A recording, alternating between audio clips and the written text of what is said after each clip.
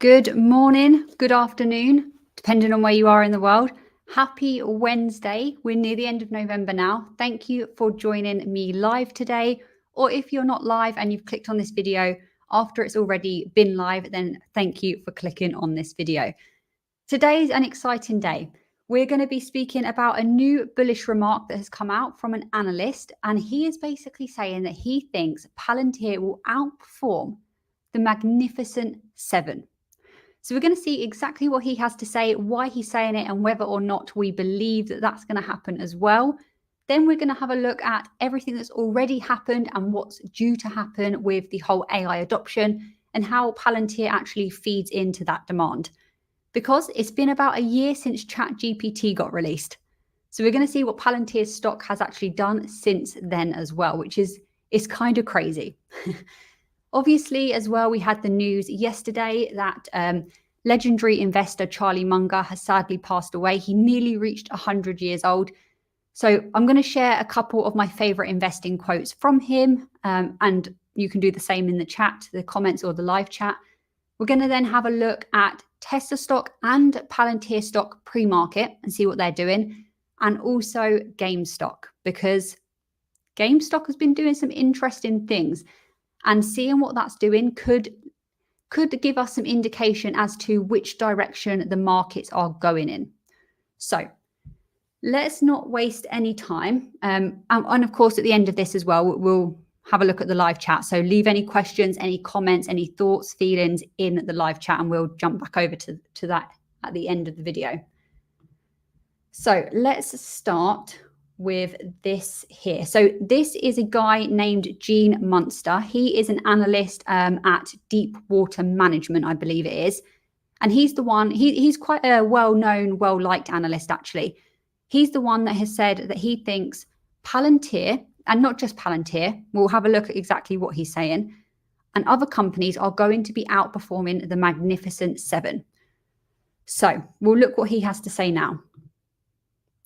Please let me know if the audio is poor during this video.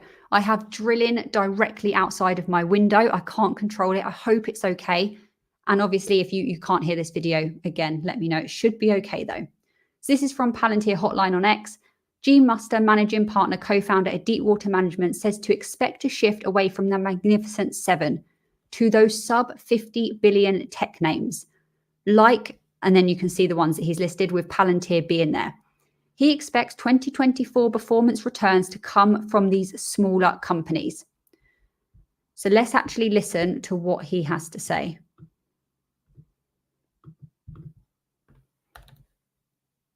Give me a thumbs up if you can hear the audio. It's only a short clip. We think about a quarter of it is in some of these bigger companies, but there has been a shift and a belief that we have that even though these Magnificent Seven will continue to be steady, continue to be part of most people's and should be part of most people's portfolio, we think performance is going to come from the sub $50 billion market cap companies. These are companies that have been largely forgotten, and I think that we have seen a positive shift in terms of investor and their appetite for this. We think about a quarter. Okay, so you heard what he had to say there. Let's just have a look now into a little bit more detail as to what he actually said.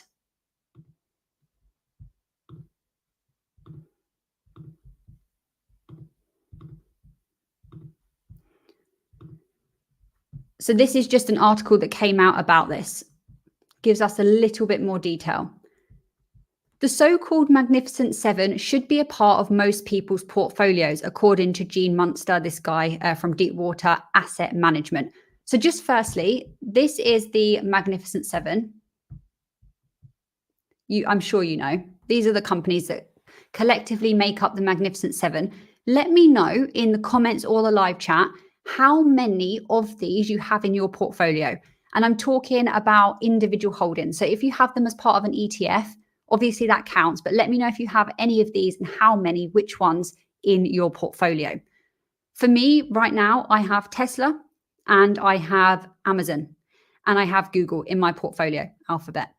I don't currently have Apple, Nvidia, or Meta, but this guy's saying that these should be part of your portfolio. Let's continue what he has to say now. However, the real growth opportunity over the next year is in select sub $50 billion market cap companies. Sub $50 billion. So those smaller companies that have not got anywhere near the size of those magnificent seven in terms of market cap. Palantir is just below $48 billion in terms of market cap, I believe, right now. So that does fit this criteria, what he's saying.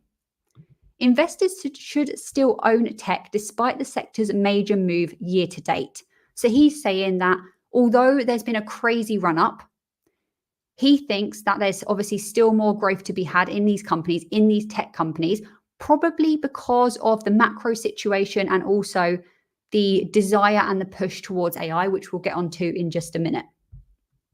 I don't think you need to own all of the Magnificent Seven, but I do think that you should have some exposure.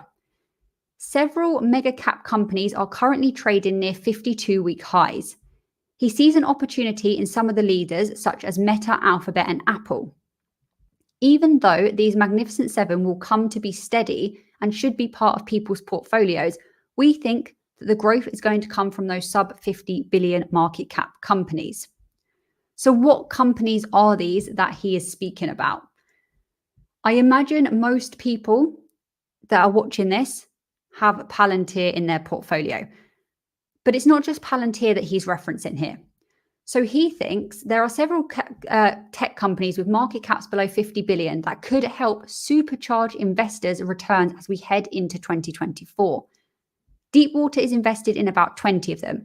And then he goes on to give 5 different companies. So we've got CrowdStrike Holdings, Palantir, which is, of course, the stock that we cover a lot on this channel, Zillow Group, Eich, and then a private lithium-ion battery company called Redwood Materials. Lithium-ion battery companies are definitely an interesting move right now because obviously as EV adoption goes up and up and up, those companies are going to need to get their lithium-ion batteries or their core materials for their batteries. So there's definitely an argument for that there. I don't know too much about CrowdStrike or Zillow or Eich outside of just normal knowledge, but those are his 5 picks. If you know anything about those companies, apart from Palantir, I guess, because we all like Palantir in this community, do let us know in the comments. So he believes these companies have a 2 times or a 2x or a 3x upside opportunity over the next year. Do you agree with that? And then this bit we don't really need to cover here.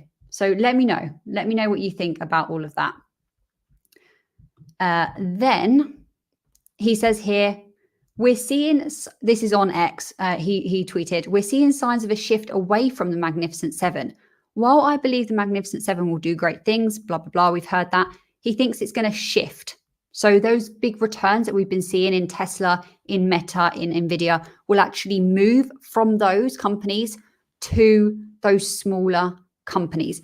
What I will say on that though is, in my opinion, we've already been seeing the growth in Palantir. So if it's going to be taken away from Magnificent Seven and drawn into Palantir, that's a very, very bullish thing to say, given how much upside to the stock Palantir has had over this last year anyway. His reasonings include steady interest rates give investors the opportunity to think more about the breadth of tech stocks, not just the Magnificent Seven. Absolutely. Over the past week, the NASDAQ is up 0.7, Magnificent Seven up 0.5. Sample of 7 mid-sized tech companies, some of the darlings of 2021 are up 3.4%. This is a trend we have not seen in 2023. So, November the 30th, tomorrow. A big day for a couple of reasons. Firstly, if you're a Tesla investor, you will know that tomorrow is a Cybertruck delivery date.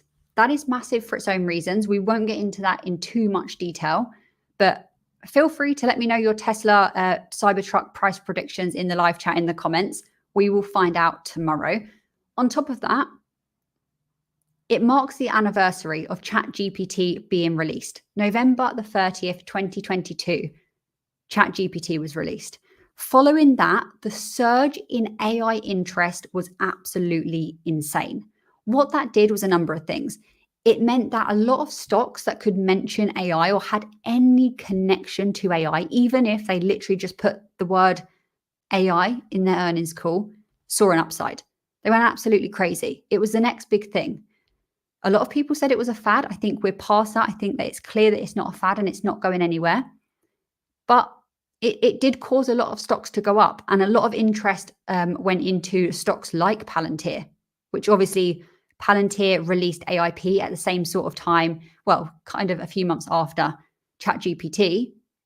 So the AI interest driven by ChatGPT, which had the most signups ever at the time in a single day to anything, that coupled with AIP, so Palantir's offering as a real beneficial, valuable platform that incorporates AI, together just made Palantir stock go absolutely crazy. But it's good to look back because this time, well, tomorrow, a year ago, Palantir stock was $7.14. And I think that was the market close price. $7.14. And we'll have a look what it is today. But you can just see how crazy it has been since then. And then I put AI adoption and interest has been real and pushed many stocks up, but only those that can prove value will remain. So obviously, a lot of companies will ride the wave of AI, but only those companies that can continue to actually, by the way, the drilling stopped outside. I can hear myself think clearly. This is quite nice.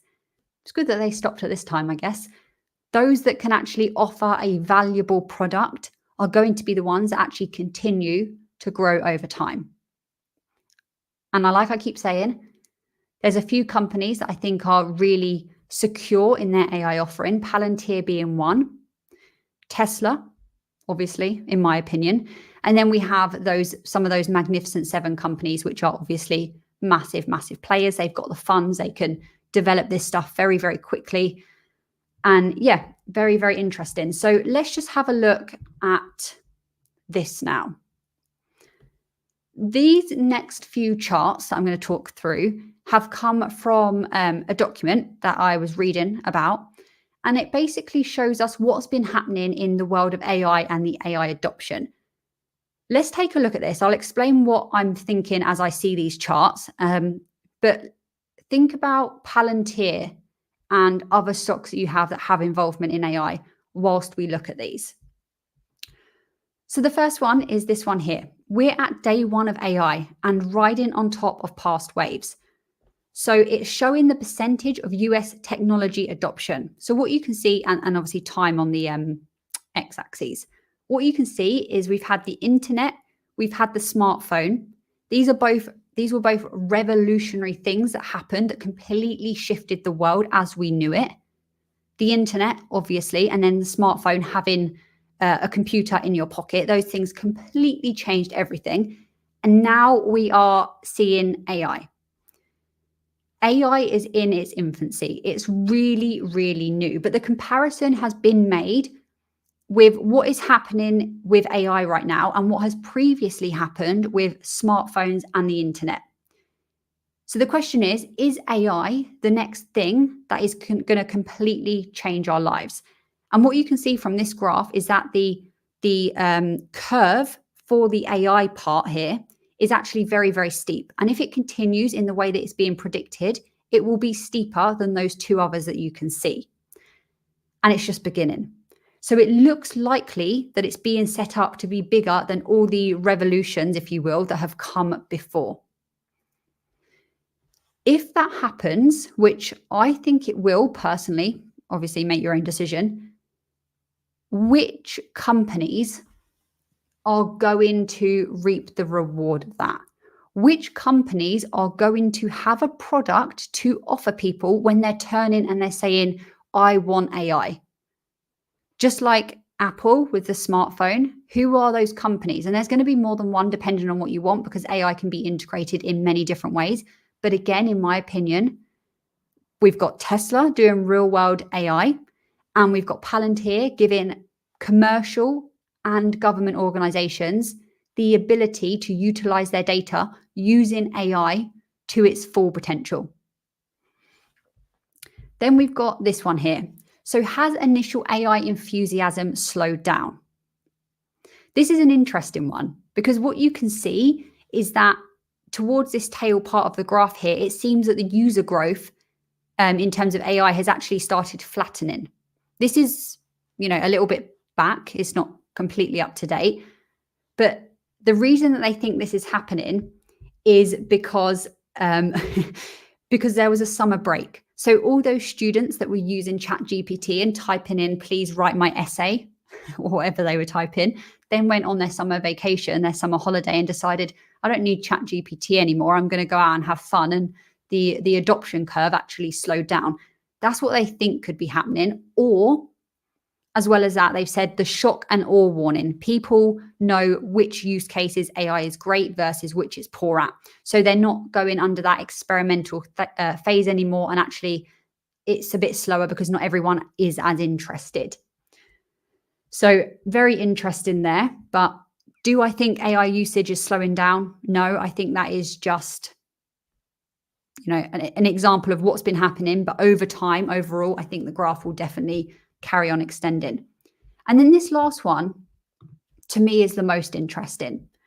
So and actually as well with this, I think people are understanding what else there is apart from ChatGPT, because obviously ChatGPT is like the AI thing that got people interested. But I think as time goes on, people are looking elsewhere, especially businesses. And that leads on to this one. This is the last one in this section.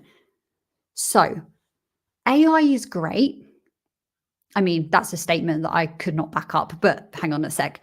AI is great in terms of it's fun, it's novel, it's new. You can go on ChatGPT and you can ask it a question, it'll give you a nice answer.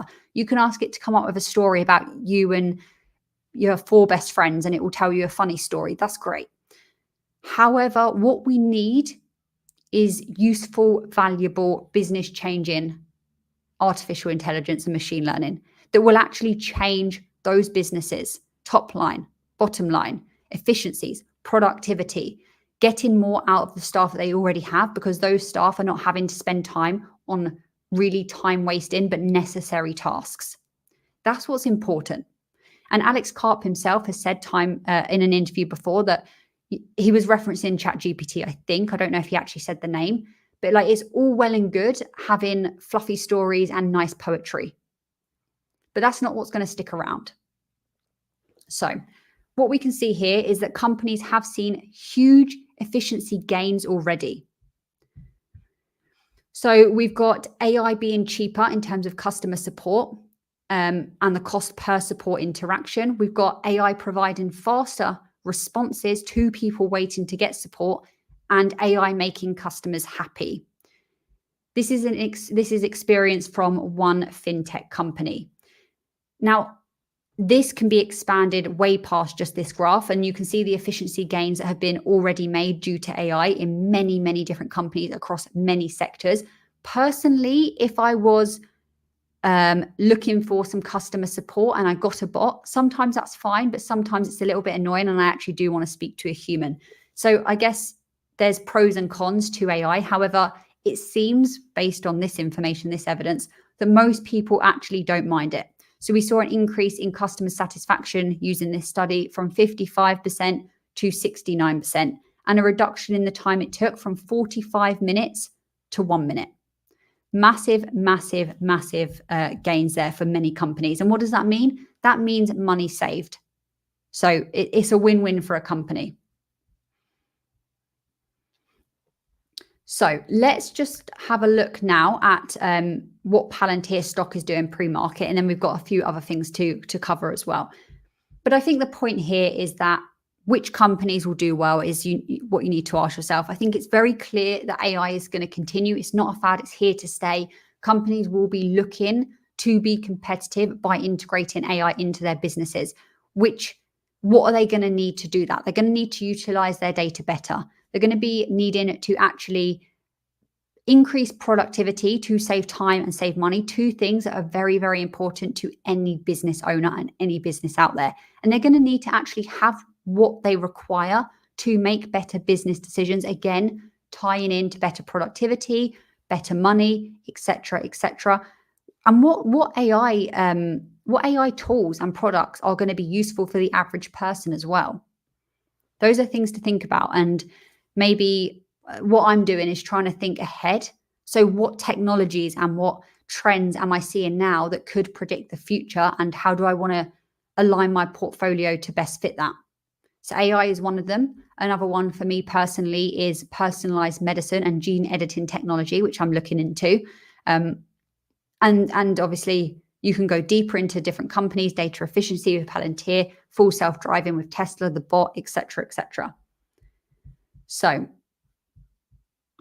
let's have a look at Palantir stock pre-market. This is exciting. This is exciting.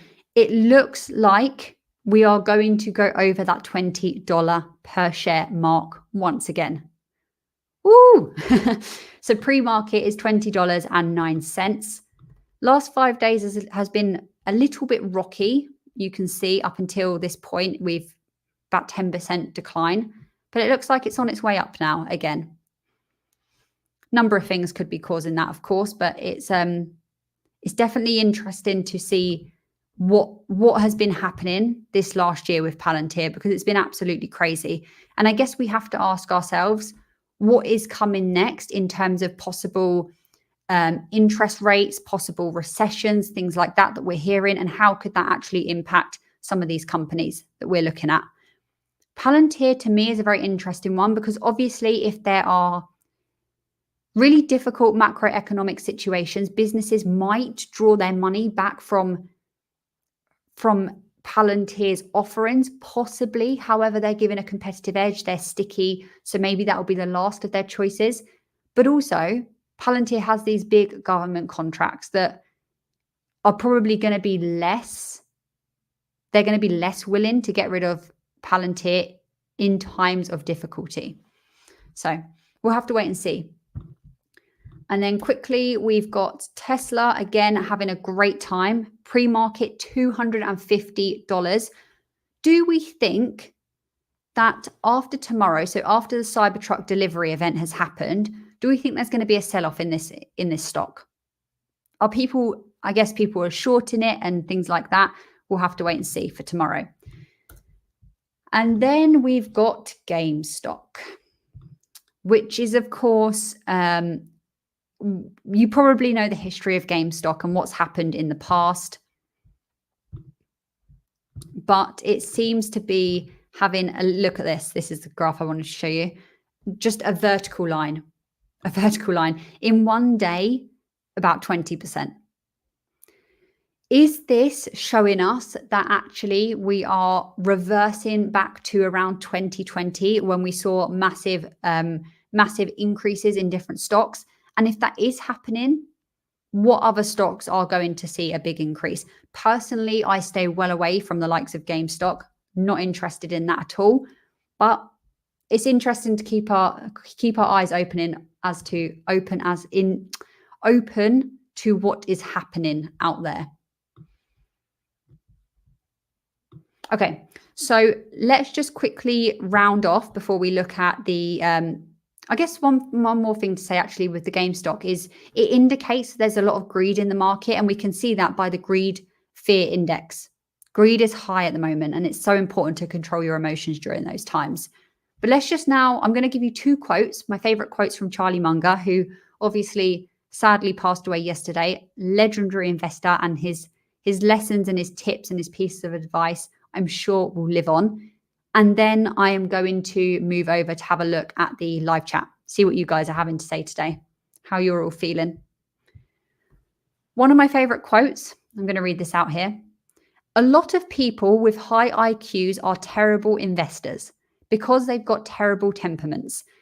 That's one of my favorites. And the reason is because it sort of tells you this idea of how important emotions and mindset really are when it comes to investing. Way more important often than what you're actually investing in, providing you're not investing in just meme stocks and I guess companies that aren't going anywhere. But it's so important to control your mindset in order to be consistent and have long-term gains. So I love that one. And having a high high IQ alone doesn't make you a good investor. And some of the people with the highest IQs out there just don't have the patience and the behavioral tendencies needed to actually be good investors. So I also like this one. The big money is not in the buying or selling, but in the waiting. Simple, but it just tells us how important it is to leave the time and be patient so that your money can compound and work for you. I do have a few others that are particular ones I like, but I'm not going to read them out all in this video. So now let me see the live chat. Thank you for being here, by the way. Happy Wednesday. I can't believe we're at the end of November now. Where has this year gone?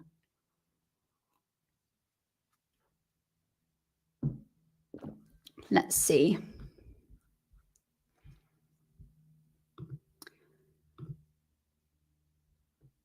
GameStop. Yeah, I think we might see it have a massive squeeze. We'll have to wait and see, but it seems like there's a lot of greed in the market now at the moment. Hello, Colin. Sir Lallington in the house, Patreon member. Thank you for coming. Thank you for always coming to these. It's very nice. Both Tesla and Palantir are recovering nicely on pre-market price. Yes, we just saw that. They are doing very well. I have to see how they end the year. Good morning. Good morning. Happy Wednesday. Waiting for the GDP report as well. I didn't realize that was coming out today. Thank you for the reminder. I'm seeing a lot of familiar faces that come to these lives pretty much every day. So thank you for doing that. I hope these are valuable. I hope they're interesting.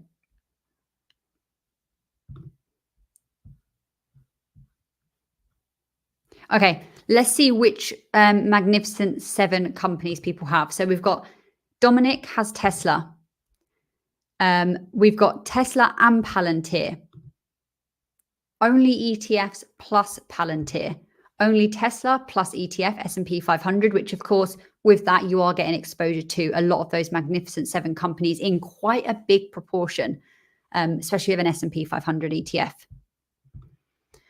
Hello, hello. So now we've got some predictions on the Cybertruck, which is, of course, delivery event tomorrow.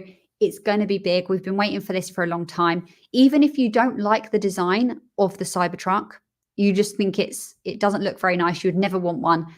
If you are a Tesla investor, you should still be very excited because of everything that it means. I'm going to film a video actually about the next big catalysts for Tesla. I'm going to try and film it hopefully today if the drilling doesn't continue, which it's not at the moment, but they might just be out on their lunch break and try and get that out tonight. So watch out for that one. So predictions. This number. Okay, I think actually being very serious now, there is a potential. There is a potential that Elon Musk could absolutely put the price at this. Who knows?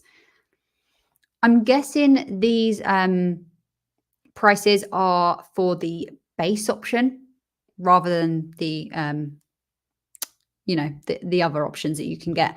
So 55,000. Wouldn't buy one even if it was $1. I would definitely buy one if it was $1 because you can make a good return on that. That'd be a good investment. But yeah, fair enough. I don't think they're for everyone. I personally wouldn't. I would want one if someone was going to give me one, but it would never be my option for a Tesla vehicle. Yeah.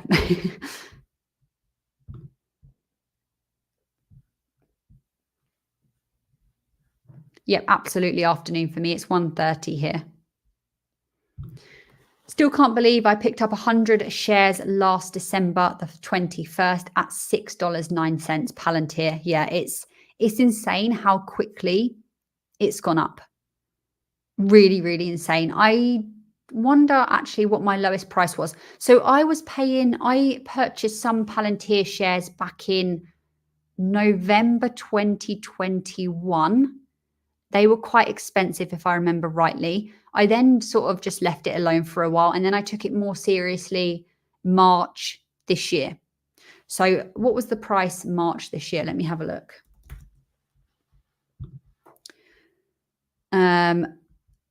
Yeah, so I was paying around the $7 to $9 range when I started serious, like going a bit more serious with this stock. So $6 is absolutely incredible, but I've been buying ever since. So my average price, unfortunately, is not $6. Yeah, I agree with this comment completely. It's going to be integrated in our lives. It's going to be something that is just there, happening, a necessity. It's going to be everywhere, even if we don't realize it. I've heard this book being recommended a fair few times. It's one I definitely need to get my hands on. I'm currently reading the 33 Laws of Business and Life, Diary of a CEO's book. Very, very good so far. I've also, on the bookcase behind, got some great options there. And I've got Elon Musk's book there, which I need to get around to.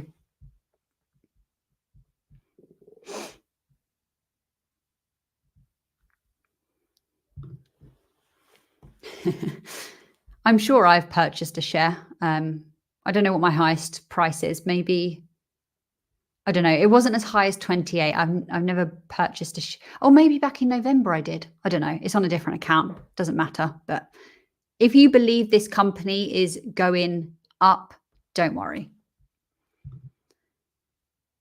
Thank you for joining me. Nearly midnight. Tomorrow for me, that is crazy. Thank you for being here. I can't hear. I think everyone else is okay with the audio as far as I'm aware. So I think it might be on your end.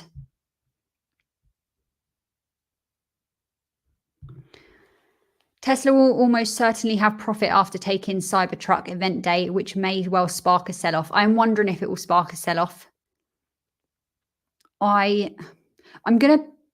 I'm probably going to buy some more Tesla shares this week and maybe Palantir, I don't know. And I'll see what other options there are as well. There's some new stocks I've got on my watch list that I might look to add to my portfolio soon. Of course, if you are on the Patreon, I will tell you exactly when I do that on the Discord and on the Patreon. If you want to sign up to that, by the way, it's £3 per month or the equivalent in your area. You will get portfolio updates from me every single week. You'll join the Discord. We talk about everything on there every single day. Invest in Palantir, strategies, all of it. And you will get notified every single time I buy or sell any position. If you want to, of course.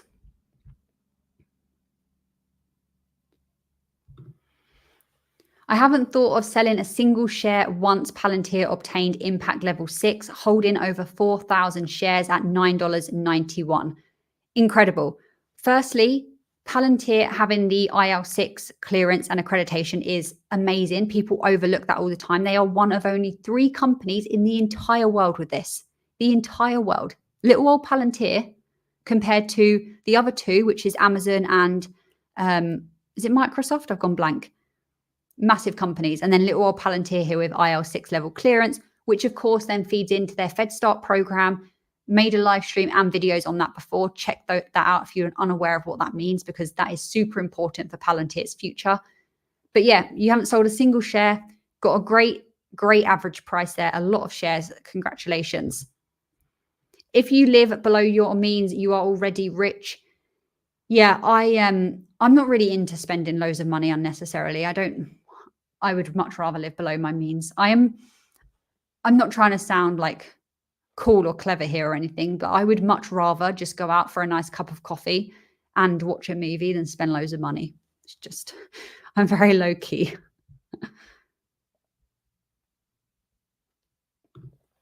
Hello, Mickey, a member of the channel. Thank you for being here. By the way, as a member of the channel, depending on which tier you pick, but any of the tiers get access to these really cool little emoji, the custom emojis that I've made. I don't know if you're aware of that, Mickey. I'll put one in the chat now and you can see what I mean. I'll put a few in there. There you go. Let me now find that and put it on the screen. Hopefully it will show. Oh, it doesn't show. Damn. Okay. That's a shame. They're funny little emojis of Alex Karp and Elon Musk pulling strange faces that you can use. Oh, they are showing. They are showing. I can see them on my phone that I've got there. So you may be able to see them. But they are fun anyway. And then you have the little, I can see your comments because you've got the little badge next to your name now, and that changes the more months that you stay a member. It goes through different colors. So I always notice when you comment on the videos, Mickey. So thank you. And I appreciate the compliment too.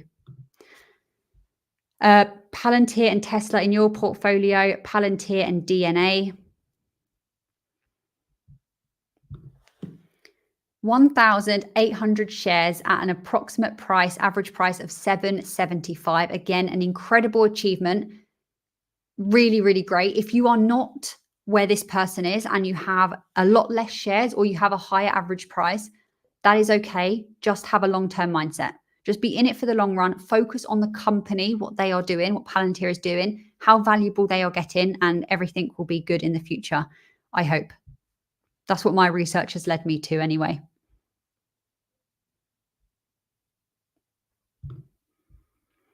Investing with Kendrick on the live stream. Thank you for joining. Rip Charlie Munger. This hits different because I made a video about him 26 days ago. He will be missed. Yeah, absolutely. He had so many little nuggets of wisdom, both investing and life advice. He's obviously Warren Buffett's right-hand man. Incredible, incredible career. It's amazing. From what I can tell, he had a very happy and healthy life and he lived to a very old age. So yeah, big shock, but I guess that's what happens with life. It's very short, unfortunately. Diary of a CEO podcasts are superb. Yeah, I'm a big listener. I listen to most of them. They are great. If you've got any podcasts that you want to recommend, by the way, let me know. Every single week, I produce a newsletter. It takes me a long time. I try and include everything that you need to know that's happened in that week. It's completely free. So put your email in if you do want to get sent that. It comes out 8 p.m. Sundays every single week. But as part of that, I include a podcast recommendation of a podcast that I have listened to from the previous week. So if you've got any recommendations, drop them in the comments or the live chat, and I might give them a listen and include them in this week's newsletter. Oh, okay, they do work. I'm going to add some more. I quite like them. Okay, we're going to start rounding this off in just a second. 7,000 at 12.47. Let's just say, Zach, that you hold this company, you hold this stock in your portfolio, and this is speculation. I have no idea, not financial advice. I do not know what the stock market's going to do. I have to make that really clear because otherwise, someone's just signed up to the newsletter. I got a notification. Thank you. Thank you. Don't know who it is without opening that email, but appreciate that. I'm guessing you came from here.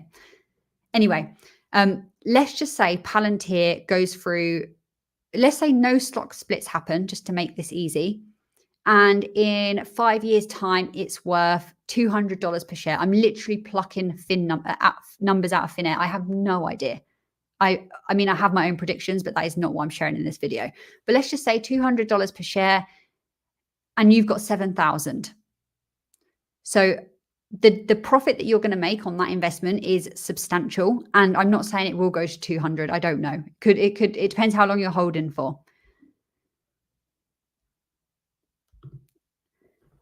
Are you a football girl? Arsenal guy here. Yes, I absolutely love football. I used to play it. I don't play it anymore. I don't really watch it either, to be honest, but I am a football fan.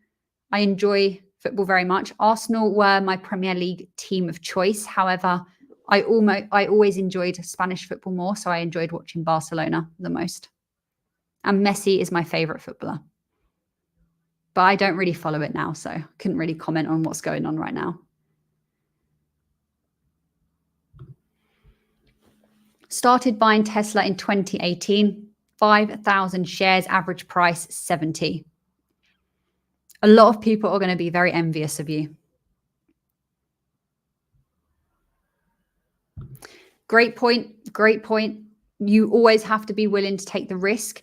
You should not invest any money that you are not willing to lose, because no one can predict the market, and it could any stock could absolutely do a 180. Absolutely. We don't know what's going to happen. All you can do is do so much research that it feels more risky to put your money elsewhere. If you are not willing to do that research, buy something way less risky, like an ETF, a global diversified ETF. Call it a day, make life easy, get those average market returns, and move towards financial freedom and early retirement.